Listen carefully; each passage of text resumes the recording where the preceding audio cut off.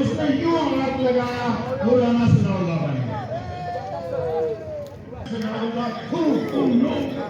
राना सनाउल्लाह की शक्ल देखी है, चमगादड़ का फ्रंट पोज होता है।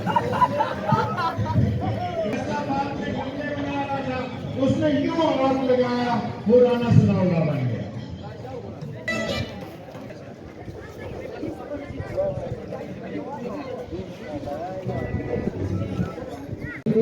तो उस वक्त चलो सर, मैं आपको चाय पिलाऊं। मुझे कहती थी कि इमरान खान की हुकूमत ने इदारों का बेड़ा गर्क कर दिया है। तहरीक अदल खान के दिफा में नून लीग ये भी कहती थी कि इमरान खान की हुक्मरानी में मुल्क तबाह हो रहा है, मगर इमरान खान को घर भेजने की जो वजूहात पसे पर्दा या बाज तज्जियों में बयान की जाती थी वो कुछ और थी, और अब वही बातें नून लीग खुद सामने ला रही है। नून लीग अब कह रही है कि अगर इमरान खान इक़्तिदार में रहते तो इस साल के आखिर में होने वाली